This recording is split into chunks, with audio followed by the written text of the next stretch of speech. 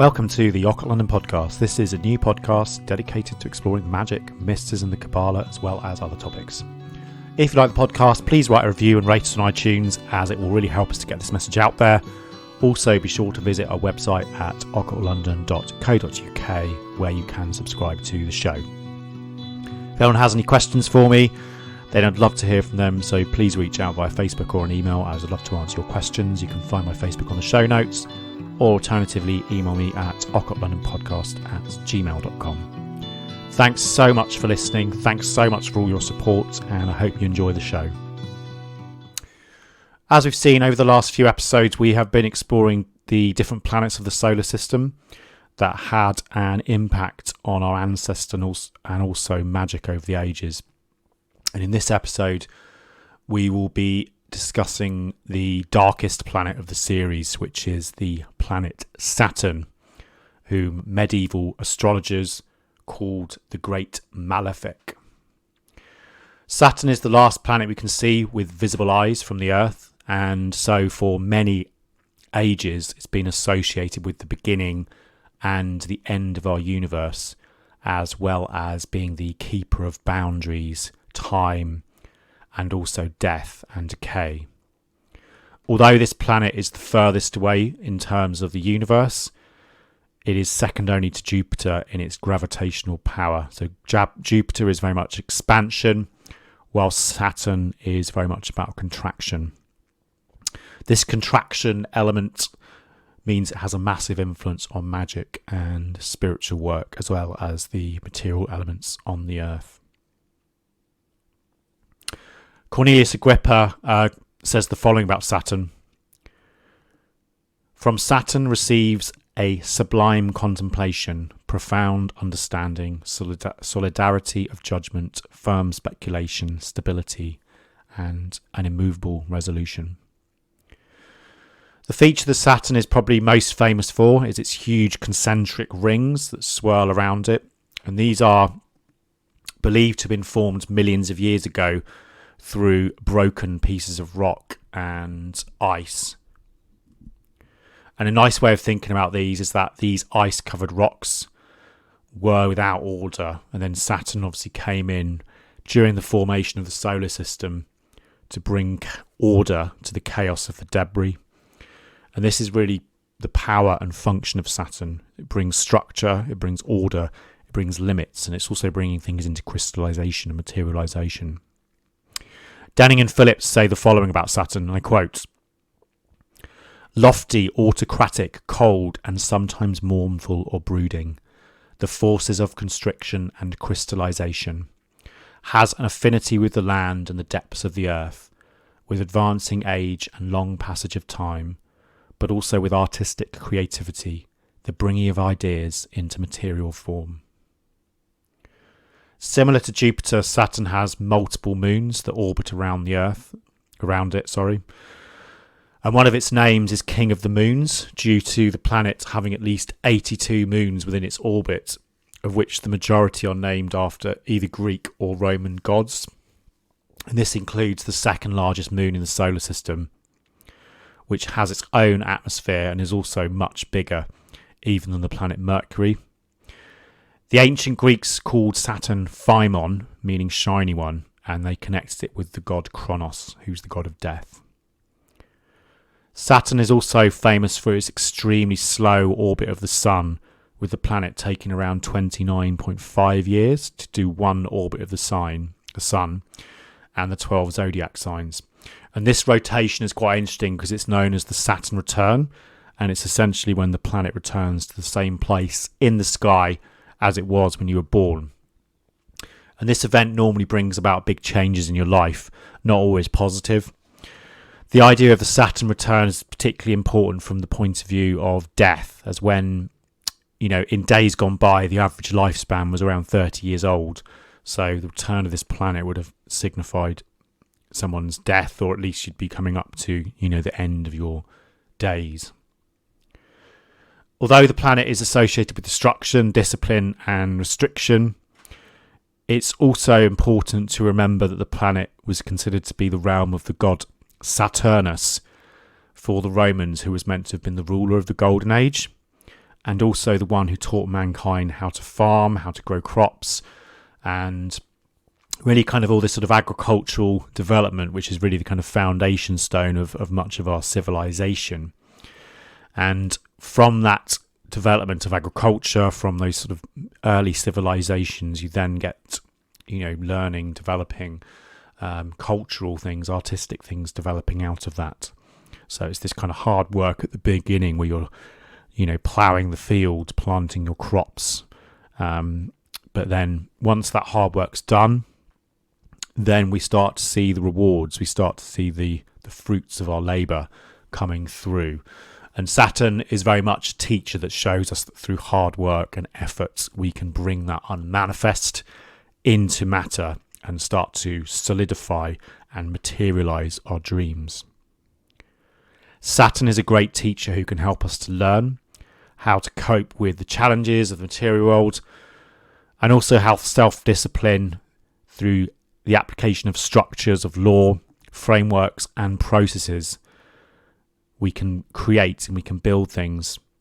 Saturn is a great teacher, however, is also a bit of a taskmaster. So rather than having a teacher or, a boss who's telling you how great you are all the time and gives out prizes to everybody who attends, Saturn is very much the opposite. It's the restriction and hard and harsh discipline that kind of creates this pressure cooker effect, and out of that pressure comes the best creativity and power. Through learning a skill, we have to go through many, many hours of failure before we can be considered good at it, and this is particularly interesting if you consider that the metal of Saturn is lead. Lead is really heavy. It ties us down to our responsibilities, be they work or family, or even like financial responsibilities. And with Saturn, we agree to do something and it will make us do it. And through doing that, we overcome these Saturnian boundaries that have been set up and put in place. So it can be considered harsh. It's sort of doing the things you don't want to do, doing something you've kind of been putting off for a long time. But if we kind of go with the flow and continually grow, expand our consciousness, do the work, then you start to being able to kind of overcome those Saturnian boundaries. Although once you expand one boundary, then there'll be a new one in place. This is the nature of existence. We're constantly expanding and contracting, expansion and contraction. The idea of responsibility of Saturn is also well emphasised if you look at the traditional chakra correspondences of Saturn. The planet is attributed to both the root chakra, which is symbolic of the earth element, Malkut, and the physical world, and also the crown chakra, which is, the highest divinity, Godhead, consciousness expansion, and very close to the sphere of Bina. So we work in the material realm of Malkut, but through that work, we begin to connect with that higher spiritual forces that lie beyond it, and the keys to the doorway of the universe sit within that matter. And that's this secret of the alchemical transformation, transforming lead into gold, so that we'll sit before the throne of Bina. So it's very interesting that, the earth aspect of Saturn, and then also that Saturnian aspects of Bina being very, very much connected there. As I mentioned, Bina, Saturn's very much associated with that Sephira on the Tree of Life. And Bina is obviously associated with the archetypal forces of form, the Queen of Sorrow, the Divine Feminine, as well as the Dark Mother. If you're not sure on the Kabbalah, it'd be worth going back to listen to some of the episodes on the Tree of Life. However, to just quickly talk about Bina briefly, Bina is the third Sephira in the descent of consciousness from Keter, and it has the title of understanding. And as we get symbols like the phallus, the line and the yod are important when thinking about Chokhmah. So in Bina you get the yoni or the cup. Bina is the third Sephiros, it forms this triangle of manifestation. So it's the birthplace of the beginnings of form. So as we get this idea of the stardust of Chokhmah is generated, it goes into the womb of Bina, and so gives birth to and manifestation to the rest of the universe. Bina also acts as a sort of death of sorts. It's the kind of death of consciousness in some senses, and a return to the Great Mother. And this symbolism is very powerful if one considers that the cup is the symbol of Bina. And traditionally it was said that the adept who crossed the abyss, which is represented by dart or knowledge, must drain every drop of his blood into the cup of Bina. This is representative of the requirement. If one wishes to cross the abyss, then one must give up everything that is separate and exists beneath the abyss, which is a process that has been described as entering the city of pyramids.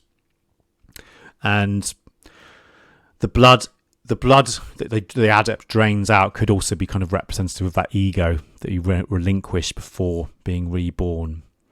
The idea of Saturn being a freeing influence is really talked about quite well by Will Parfitt in his book The Living Kabbalah, which I'd highly recommend to anyone who hasn't read it. It's a really good introductory text to the Kabbalistic tree of life. Will Parfitt says the following: the adept who achieves this crossing is said to be in the city of pyramids, each pyramid representing the remains of a successful adept. There is a rebirth into spirit, and the adept, now called the master of the temple, is sometimes symbolically represented as a gardener, whose sole purpose is the tending of his garden in his or her care. This garden is all the connections with the world the master of the temple has left behind only in order that it may be found again in a new transformed light. Some of the other correspondences of Bina are worth discussing as well. So you get the Archangel Safkiel, which we did an episode on, so check that one out if you want to find out more. The angelic order is the Aralim, the planetary spirit is Zazel, planetary intelligence is Agiel, and the order of demons is the vessels of iniquity. Astrologically, the planet Saturn is attributed to Capricorn, or the mountain goat, and this is quite interesting because it's due to the fact that the sun enters the sign of Capricorn at the winter solstice, which is obviously when Christianity is associated with the birth of Jesus. And Saturn also has connections with the cycle of birth and death in other ways, because it's, as we mentioned before, it's always been associated with this Lord of death and life, and being this kind of multifaceted but stern teacher who can communicate with us in different ways. The symbol of Saturn is formed of an equal-armed cross with a left-facing crescent attached to the bottom of the cross by its upper tip. And the cross has always been traditionally considered a symbol of the earth and matter and form, as well as the sphere of Malkut. The crescent is the symbol of Luna, obviously, and the moon. And as we know, the moon is obviously one of the governors of time.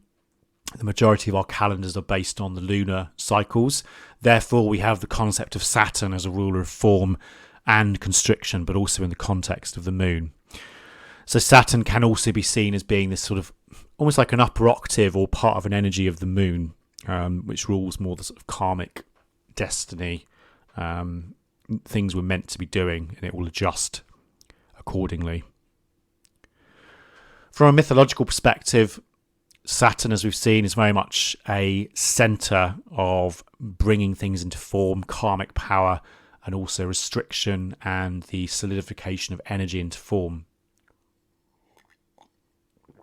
We find that a lot of the gods and goddesses associated with the sphere are gods associated with energy of, death. So you get like Kronos, the father of Jupiter, Father Time, the Grim Reaper, and there's many more as well. As we've seen, the planet is named after the Roman god of agriculture, Saturnus, who in Greek mythology was also known as Kronos, the father of Zeus.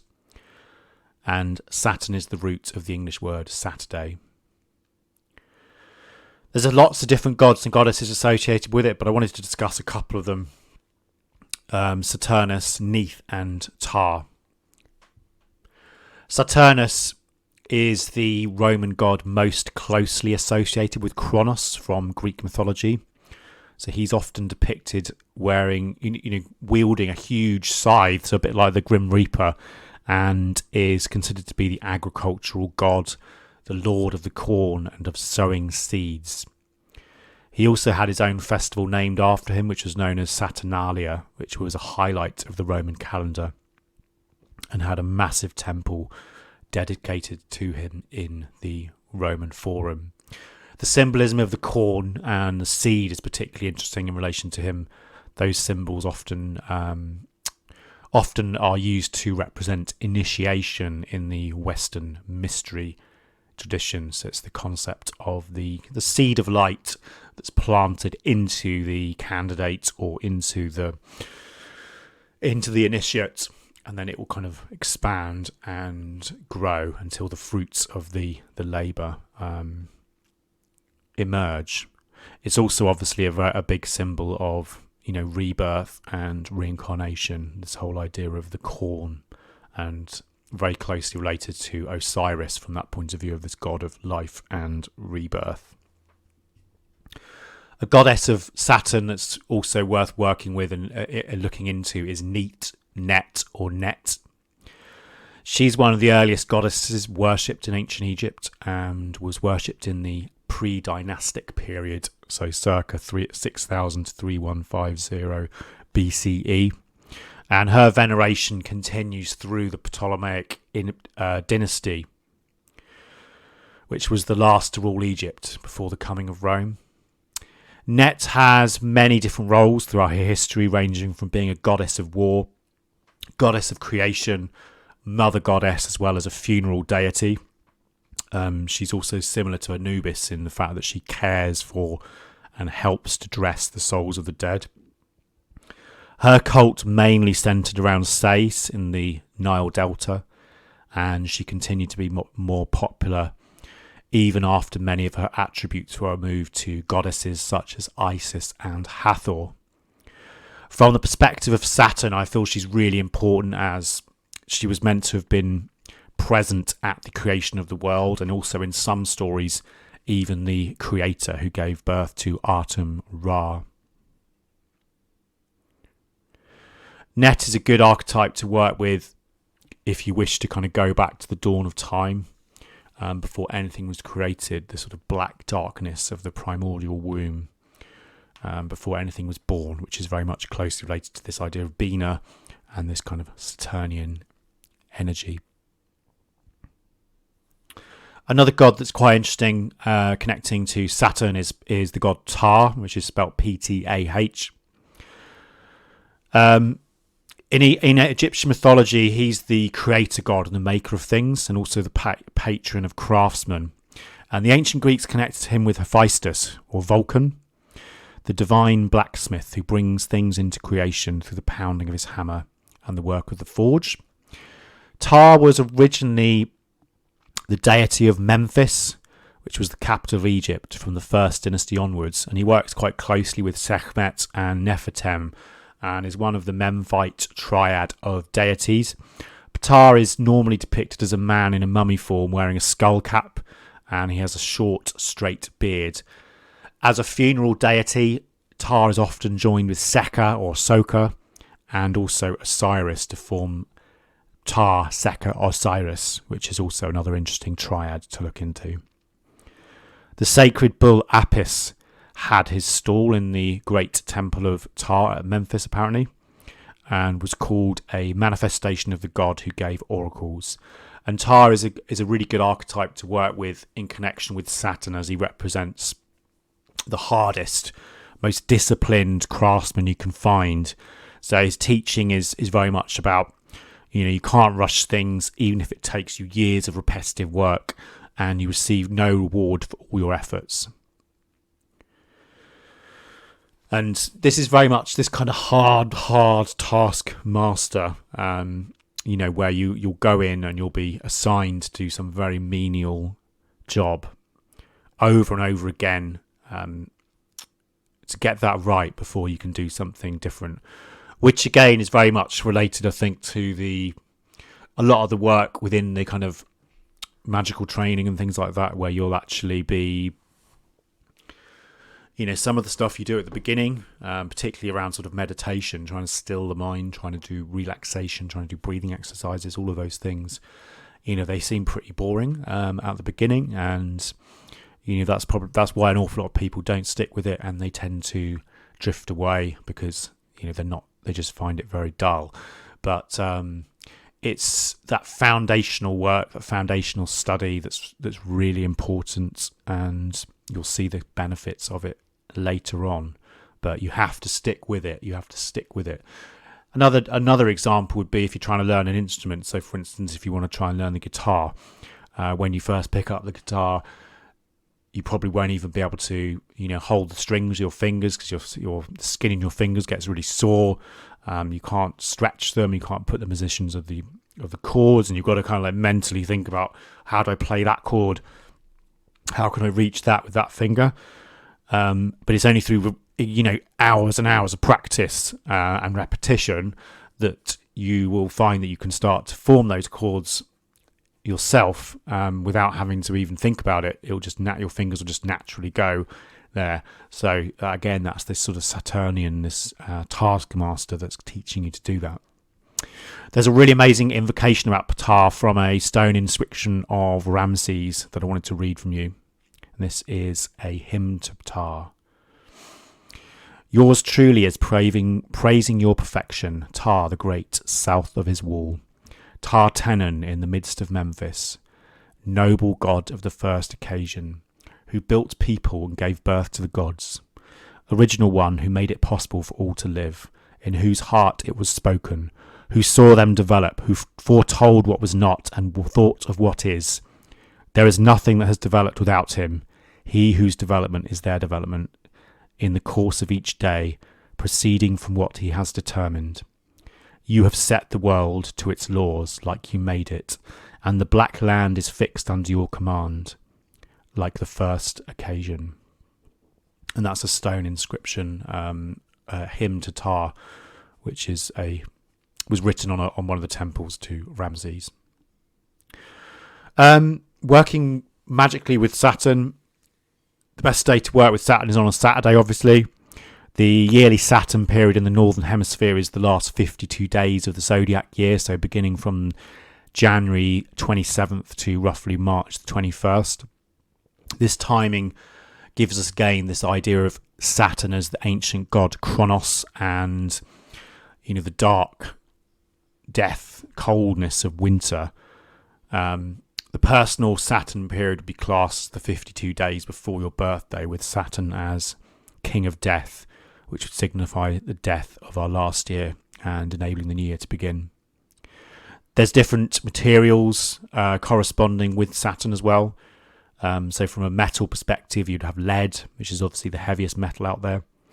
Minerals would be obsidian, diamond, hematite. Obviously, a diamond makes sense because it's this incredible amount of pressure that transforms the rocks into diamonds. So it's this thousands of years of pressure create something amazing. Plants, tobacco is a good one to work with. Witch hallow, mandrake, and deadly nightshade. Obviously, don't ingest any of those or anything like that. I'm not recommending you do anything like that, but those are some of the traditional correspondences.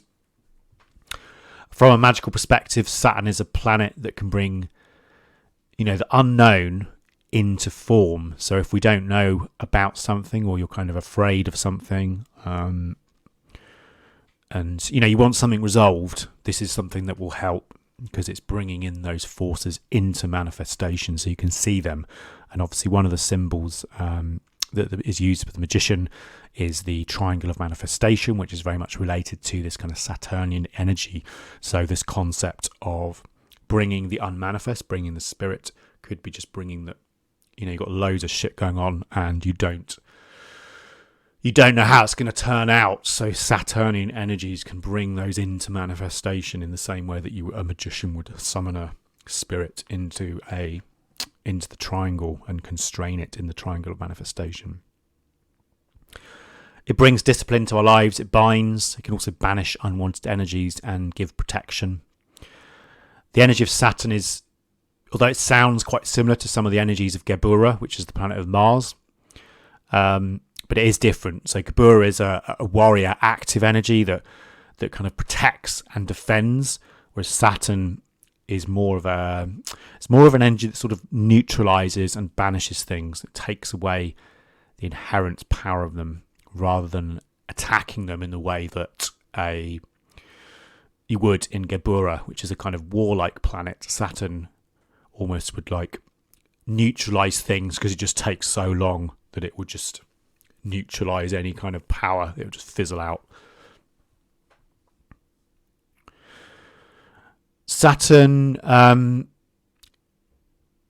also be invoked in a ceremonial setting to make destiny or outcomes of decisions clearer to us, and it can help us to understand, as I said, what the repercussions may be due to actions of ourselves or others. So if we remember that Bina is the sphere of karma with the archangel Zaphiel, Saturnian energies can also be brought in the capacity to help us understand that current situation and also any challenges we're facing. So it's sort of laying out all the cards on the table. Hence the connection with Bina, obviously, whose name is understanding. The energy of Saturn can also be used if you have lots of chaos in your life and you want to bring some order and stability to it. So if you think about the lead that sort of weights things down, grounds you, lead can also be kind of spiritually attached to you. So you're becoming more grounded, more focused, more disciplined for your goals, whether it's you lose 2 pounds in the next couple of weeks, or quit smoking, or things like that. Saturnian discipline will help you to focus, get rid of the shit that is getting in the way, and help you to kind of really strengthen up and focus on those energies. Saturnian energies can also be used with any spell on the material plane, in particular in relation to manifestation magic, or also money magic as well. That being said, Saturn's more likely, if you work with it from a financial point of view, is more likely to bring things that will involve a lot of hard work. So increased responsibility, a lot longer hours at work, rather than a lottery win or something like that. Saturn appears in many different ways, as we've discussed, and when we work with it as a taskmaster, a teacher, or a boss, but it's also through kind of giving us challenges in our way that will force us to grow as individuals. So it's very much this idea of this is for your own good concept. It's something you really hate to do, you find very difficult, very challenging, but if you go through that, then you'll see the real rewards of Saturn. Of course, as I said before, there's lots of different levels to tend to find. Once you've overcome one challenge or one goal, then there'll be a new one, and it's going to be just as much work and just as much pain. And this is unfortunately one of the aspects of living as a human being in this world. And this is very much the energy of Saturn. So we learn to manage these difficulties, these challenges in our lives, and then we overcome them. So it's just this constant expansion, retraction, expansion, contraction. And this is something here from the Bible. Matthew 16:19 says, "I will give you the keys of the kingdom of heaven, and whatever you bind on earth shall have been bound in heaven, and whatever you loose on earth shall have been loosed in heaven." An interesting fact about Saturn is that due to it being a gas giant, it does not have a solid surface and has the lowest density of all the planets. So it's permanently covered with gases and liquid. And very interesting on that point of view is the fact that if you were to put the planet in water, apparently it would float. In the same way, when we work with Saturn, it challenges us to examine our lives and see beyond the often sort of fantastic delusions we tell ourselves constantly about what we can't do. Your life is constantly, I can't do that because I can't get that job, because that girl won't go out with me, because I can't afford to do that. Constantly excuses that we create, and they kind of give us these limitations. So Saturn is very much about seeing how far you can push your boundaries with your existing skills, with qualifications, or do you need more? What do you need in order to expand your universe, to expand beyond those limitations? It might be that you need to learn a new skill. It might be that you need to work more hours in your job. It might be that you need to work on social skills and make better contacts and better relationships with people. Saturn will help you to identify those weaknesses and help you to overcome them if you work with this energy. Often we find that when we're confronted with limitations, they aren't and not actually blockers, but keys to further potential. And a good saying that helps, I think, to understand this point is a quote from Richard Bach, his book Illusions, which is a really small book but very deep in its wisdom. And he said, "Argue for your limitations, and sure enough, they are yours." What he means by that is that as human beings, we need to learn to accept the consequences of our actions and our limitations, but also look beyond them. Often you find that the thing that you thought was holding you back can be removed through just changing your attitude and a simple switch of perspective. So it's about being open to the idea of change and keeping that door of change constantly open. Thanks very much for joining us this week on the Occult London Podcast. Hope you've enjoyed it. Please make sure to visit our website at occultlondon.co.uk, where you can subscribe to the show. Thank you.